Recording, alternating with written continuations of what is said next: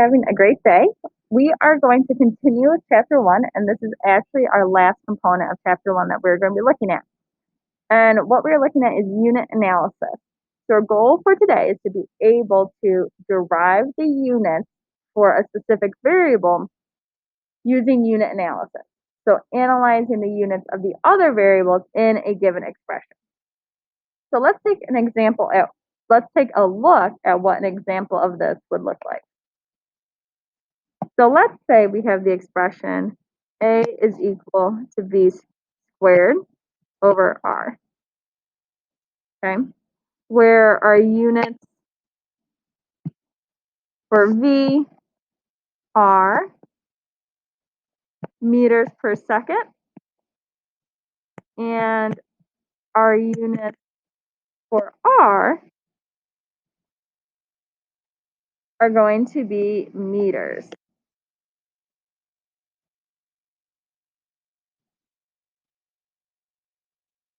Okay. And our goal here is to find what are our units for a. Using this expression, that a is equal to v squared over r, and that our units for v are meters per second, and our units for r are meters, we want to be able to derive the units for a. So what we're going to do is we are just going to plug in each individual unit into this expression. So we know a is equal to velocity squared over r. So we know our velocity units are meters per second.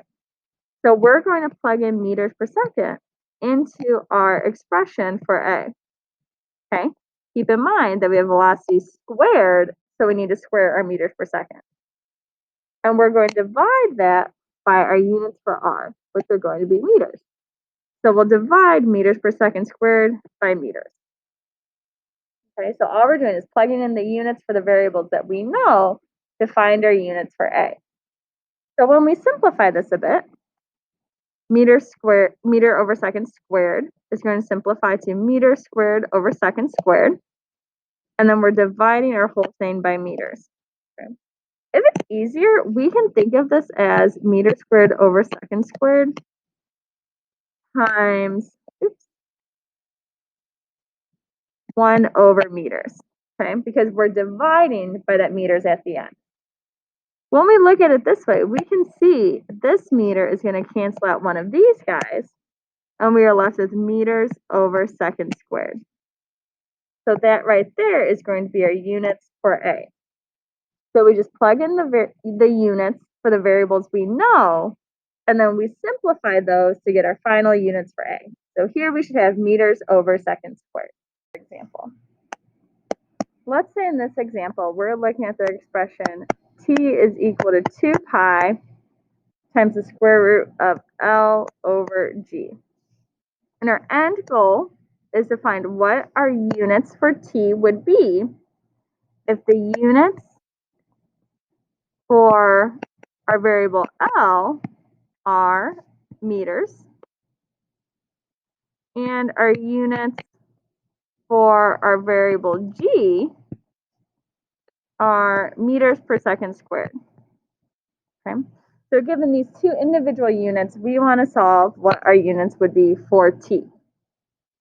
So when we look at this expression, we can also see we have this 2 pi in here. Since we are only being concerned with units, and there are not any units attached to that 2 pi, we're going to go ahead and ignore that guy. Because when we're doing unit analysis, we only worry about variables that carry units. That 2 pi does not have a unit, so we're not going to worry about it. Okay. So now we're going to follow the same process that we did in the other one. We're going to use our expression, the square root of L over G, and plug in the units for the variables that we know. So we know our unit for L are meters, and we're going to divide that by our units for G. So divide that by meters per second squared. Okay, so this looks a little messy, so we're going to rewrite it in a way that make it a little bit easier to work with. So, all right, so we have our meters, and then we are dividing that by our meters per second squared. If we're dividing by a fraction, that's the same thing as multiplying by the reciprocal. So we can think of this as multiplying by seconds squared over meters. Because in this case, here we can see we have a meters on top, meters on bottom. They cancel. So we're left with the square root of seconds squared, which is the same thing as seconds. So we can see here that our unit for t would just be plain old seconds. Okay, so we follow the same process. We can ignore anything that does not have a unit and then plug in the units for the variables that we know. Okay. Just as a reminder, our unit is going to always come after our number and describe that quantity. It's going to tell us what we are measuring and the size of that measurement. Is a little different because here we are going to solve for our units of K. Okay, so we're solving for something in that expression. We know that our units for F are going to be kilogram, meter per second squared. Our units for Q1 and Q2 are each going to be C's or coulombs, and our unit for R is going to be meters. Okay. So we want to use this information to solve for the units for a variable K. What might be a good first step here is to get the variable K by itself, since that is what we're trying to solve for. So if we do some manipulation of our variables, they both said about R squared. F times R squared is equal to K times Q1 times Q2. Now we can see we just need to divide each side by Q1 and Q2.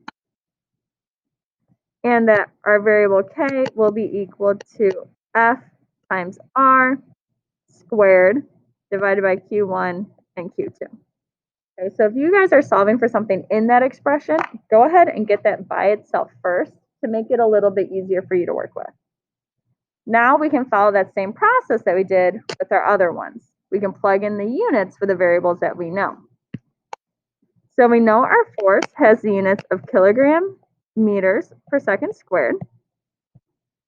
And we're going to multiply that by the units for our radius squared. Again, notice we have the exponent there. So if our units for radius are meters, in our expression, we're going to make that meters squared. And then we are going to divide that by units of Q1 times Q2. So we'll have coulombs times coulombs. We don't care here that Q1 and Q2 are two separate variables because they're describing the same, or they both have the same unit. So again, we're just focusing on units here. So it's okay if we have C times C for both of those Q1 and Q2. Okay. Now we can go ahead and simplify. So if we look at this, we have kilogram meters divided by seconds squared times meters squared. So that is going to make our numerator kilograms meter cubed divided by seconds squared. So I just multiplied this meter here by that meter squared. And then we can divide that by a coulomb squared, because by coulomb. We can simplify this further because we are dividing by seconds squared and we are dividing by coulombs as well. So when we simplify, we get kilogram meter cubed over seconds squared times coulomb squared. Okay. And this then would be our units for K. Okay. So go ahead and solve for the variable you're trying to find, plug in the units that you know, and then you are able to simplify. All right, that is going to be our unit analysis. Please let us know if you have any questions.